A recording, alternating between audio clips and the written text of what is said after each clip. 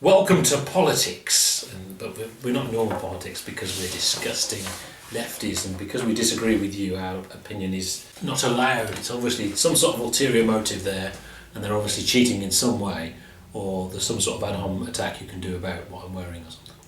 We're just stooges of the lizard overlords, aren't we? Yeah, it's the lizards again. It's just those lizards, pesky lizards. Pure envy. Pure envious lizard stooges. Poor David Icke. Yeah. Anyway, this is what they told us to talk about this week. Okay, so we've got the fallout of the What went wrong in the last election from the Pollsters Oh yeah, and the Labour Party. it's all wrong. Yeah, and the answer was because they asked too many Labour voters. Yeah. Well, we know that, but why? Is what we want to know. I haven't got my hat, I haven't got my tinfoil hat, but surely the polls affect how people vote. And if there was no danger of, if the Tories were doing so much better anyway, the fear of the SNP wouldn't have been there anyway. But because they were neck and neck, fear is powerful. So the polls being wrong helped the Tories, it does seem to me. Oh, definitely, because what happened was the focus of a discussion within the media was about what would happen in a scenario of a hung parliament, and then that allowed the Tories to sort of hype up the SNP because their policies talk, or they're arguing on the policies, wasn't doing the business. From a policy point of view, Labour were killing it. Yeah. And then the discussion turned to the SNP, and Tory managed to embed this myth that the SNP would prop up the Labour Party, which would mean the SNP would effectively be telling Labour what to do, and we don't want those bloody Scots coming down here and telling us what to do. Yeah. So playing on petty nationalism, basically. Yeah, even though we've just had the Lib Dems telling the Conservatives what to do, similar situation really. Yeah. So in the situation where the polls were giving the Conservatives a clear lead, then the discussion would have been, well, what would a Conservative government actually look like? And I think the outcome would have been remarkably different. If people understood sort of what the Conservatives were proposing beyond of maintaining the course, I think people would, like that woman on Question Time, Yeah. they would look at it and go, I like the sound of this. Let's listen to what Ed Miliband's got to say, because Rather than laughing at his face. on policy point of view, he was quite strong. Yeah, and that's the thing, I mean, on PR they were dire, Yeah. the big monolith thing. There was a lot of face palming, what? But what they were actually saying was sensible, and it was centrist as well. It was very centrist, and it was quite anti-immigration as well. It's interesting because we've had the Labour report into why they think they lost the general election, which is important, the Margaret Beckett thing. And it told us basically what we all knew, that the Tories managed to embed this myth that Labour caused the crash. The global collapse in banking was Labour's fault, and give the keys back to the person who crashed the car, whatever. It was interesting how that went at the end, because obviously as it built up, and right at the very end, the message was there. You're saying that Labour caused the crash. No, we're not. That's not what we're saying. No. They changed the tone, but that was definitely said. Before that, they did say Labour caused the crash. Yeah. But it was enough. It was too late. Yeah. The myth was there. Yeah. And effectively, there was no real response from the Labour Party on that. And this includes the Blairites, the new Labour gang, who should have been defending the Blair-Brown governments. What they did, they were remarkably silent about this. Well, what's the There thing? was no sort of... If they agree with Tories to do it, why are they in the Labour Party?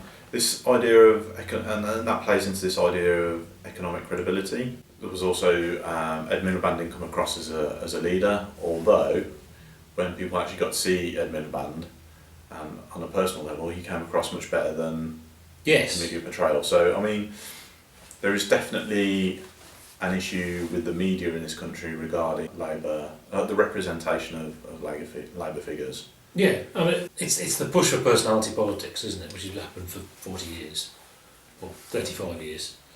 But it would be, I can't vote for him. He's weird.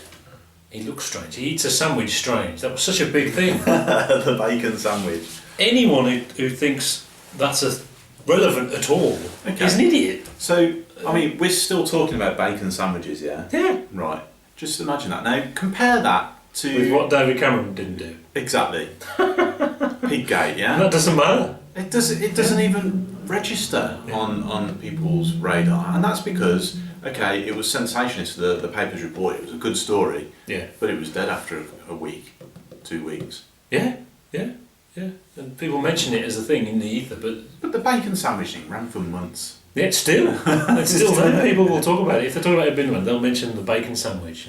Yeah. They got one shot of him looking a bit weird when he was eating a bacon sandwich. Yeah. Probably because he was being filmed eating a bacon sandwich. Hopefully, this can mark an end to the general election. Because literally everything from now on, from the general election till now, Has been the fallout from Yeah. the general election. So okay, we've got the reports into what happened. We've got the reports into the polling errors. I think the guy's suggesting we should just automatically take 3% off the Labour poll rating and put 3% onto the Conservative poll rating, which actually is a sensible idea. Have the media learnt a lesson about letting polls dictate the agenda? Well, no, because they've got what they wanted out, didn't they? Yeah, well, I mean, I watched the Daily Politics today. They were talking about the polls showing a 6% majority for the EU out position.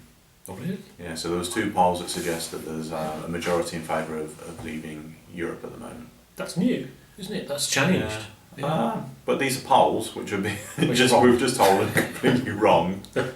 And it is an unknown if you don't take that too literally. It is. Who knows? I don't even know who to vote for.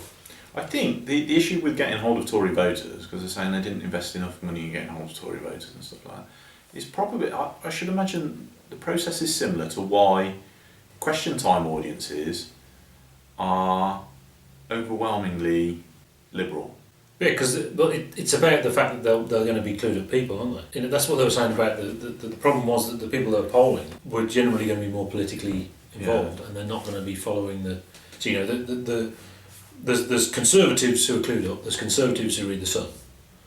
So there's that proportion of them. Where with the left, there's just the ones that are clued up. If you like, they don't really have that. We haven't got that. Idiots. We don't have our own idiots. Well, we've got a different type of idiot. And that was the problem, wasn't it? Yeah. Yeah. So I wonder if we could understand that, maybe question time could get more representative audience, because it's definitely a moan of the left, of the right. I mean, Farage is always getting on about it, about a incredibly biased question time audience, but they can only put people in seats who ask to go there. But that's that weird. I mean, people are convinced that the BBC magic in their own robots they built. Oh, it just doesn't, and even the big one at the election where the BBC hadn't chosen the audience. Even then, the BBC has secretly put them in because they disagree with Nigel Farage, like most people. I listened to a podcast in the week with James Denning-Pole, a couple of other toffs, and a reporter from the BBC talking specifically about BBC bias. Yeah. And you needed a tinfoil hat to read it, despite the fact that it is openly acknowledged in the BBC that the 6 o'clock news agenda is taken straight from the Daily Mail. Yeah. That's all they do. Mostly from the Daily Mail. It's not enough for these people. Yeah. Yeah, it's not enough that, that all they do is report right-wing news. The agenda's set in the morning by the right-wing newspapers, and the BBC just trot it out. Yeah. They have incredibly well-trained, intelligent people trot it out, which gives this news a veneer of credibility.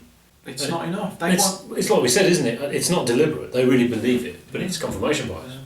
I tell you what else is interesting. They say, well, the BBC is very representative of a certain London metropolitan elite. Yeah. Us, in our Birmingham Ivory Tower. In London.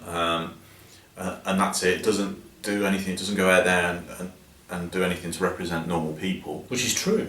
Partially. Kind of. I mean, sometimes they do, don't they? But then, obviously that's there. But later in the show, they were moaning about the fact that the BBC had moved to Salford in Manchester, and that it was an incredible waste of money. Why should the BBC be wasting money? Because idiots like you are sending them too London-centric. Yeah, because the people complaining are the Metropolitan Elite, the real Metropolitan Elite, who are setting the agenda, via the Daily Mail, where it's actually happening. Yeah. And that's why they get accused of being left-wing and right-wing biased at the same time.